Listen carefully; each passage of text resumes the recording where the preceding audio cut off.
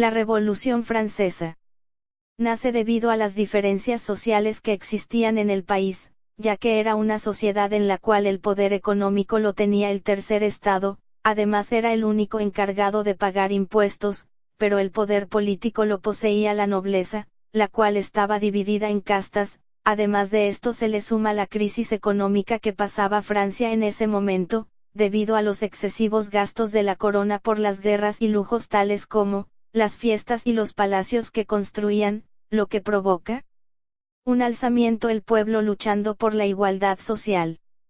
Este proceso revolucionario se divide en tres etapas. Una llamada Asamblea Nacional Constituyente. Entre los años 1789 y 1792. Surge a partir de la Asamblea de Notables y es convocada, por el rey Luis XVI, para poder llegar a un acuerdo, para que el impuesto no fuera pagado solo por el tercer estado sino también por la nobleza y el clero, a lo que éstas se niegan.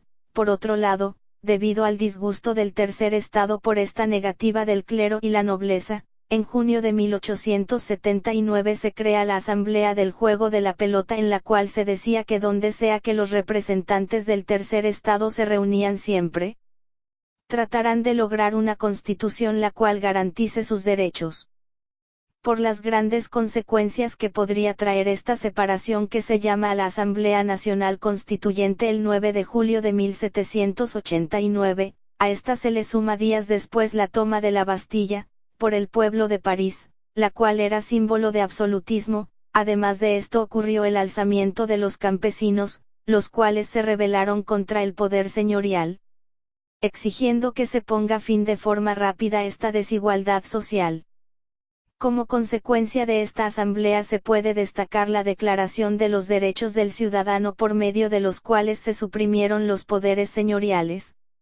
En septiembre de 1791 se logra crear una nueva constitución, siendo sus principales puntos la edición de los poderes ejecutivo, el rey; judicial, tribunales de justicia; legislativo, asamblea legislativa; y el voto censitario, que poseía cierta riqueza.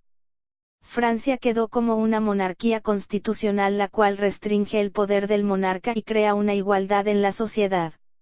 Además se ingresa un nuevo término para los franceses, el de soberanía popular. Esto provoca una discordia entre los grupos revolucionarios de la época llamados los de la llanura, los girondinos y jacobinos, principalmente entre los girondinos y jacobinos, que tenían principios totalmente contrarios.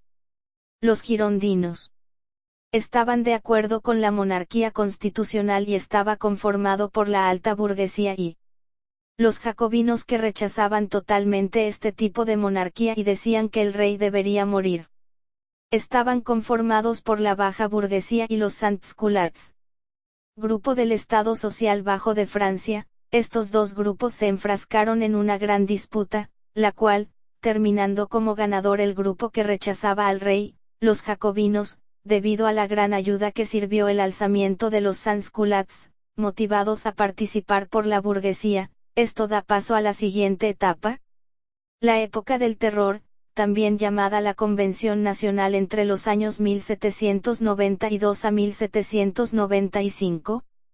En esta etapa se destaca la figura de Robespierre, el cual acusa al rey Luis XVI de abandono de deberes por querer escapar del país, debido a que el poder había sido adquirido por los jacobinos. Por esto, el día 2 de junio de 1791 fue arrestado y obligado a volver a París, poniendo en duda su lealtad a su supuesto pueblo. Por esta acusación Luis XVI muere en la guillotina, demostrándose así una igualdad en la sociedad, ya que cualquiera podía recibir como castigo una muerte en la guillotina, incluyendo el rey. Posteriormente se decreta una nueva constitución de 1793, en la cual se destaca que por primera vez se elige a los representantes a través de un voto universal de la igualdad de las aplicaciones de las leyes, se ponen en práctica y se instaura una nueva forma de gobierno en Francia llamada República, siendo su principal dirigente Robespierre. Esta república se caracterizó porque se establecieron comités de salud pública, seguridad, etc. y se persiguieron a los opositores de Robespierre, que fueron asesinados en la guillotina, por lo que se vuelve a una época de desigualdad y desorden. Fin de la revolución. Pues como dice el dicho, quien a hierro mata, a hierro muere, el instigador Maximilien Robespierre murió guillotinado, acusado de traición, el 28 de julio de 1794, con sus más próximos colaboradores, Louis Saint-Just y Georges Couthon, y 19 de sus seguidores. Así, con la muerte de Robespierre, el poder pasa a manos de hombres decididos a hacer triunfar los principios de la revolución, sin dejarse llevar por excesos de violencia. La Revolución Francesa consiguió hacer triunfar los principios que habrían de cambiar radicalmente las condiciones sociales de la época. La época del Directorio en 1795 y 1799 y consulado en 1799 a 1804. Se llama así a esta nueva época de reorganización por el desorden anteriormente mencionado y sucedido durante la República. Se dicta una nueva Constitución de 1795 y en ella el poder ejecutivo se coloca en manos del Directorio, el cual, para que el poder no se centralizara como en ocasiones anteriores, se convoca a 5 directores, los cuales son elegidos, nuevamente por un voto censitario y restringido. Conclusiones. La Revolución Francesa fue un movimiento político, social, económico y militar. Las clases sociales fueron, el clero, nobleza y el Estado llano.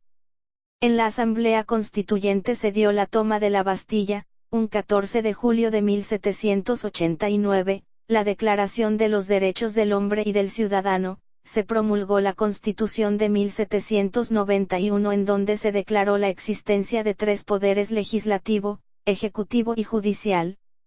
Robespierre formó un gobierno revolucionario absoluto, en lo cual era muy drástico para juzgar, y se creó la ley del sospechoso. El rey Luis XVI fue apresado junto con la reina María Antonieta en la guillotina. Los jacobinos eran izquierda, radicales, los girondinos republicanos moderados y los fuldenses monárquicos. Los artesanos y labriegos disponían un 20% de sus ingresos, pues el 80% era para pagar los impuestos del rey, a la nobleza y el clero. El rey y la nobleza negaron las peticiones del pueblo, negaron el voto por cabeza, que era favorable pues eran mayoría, se dio en la Asamblea de los Estados Generales.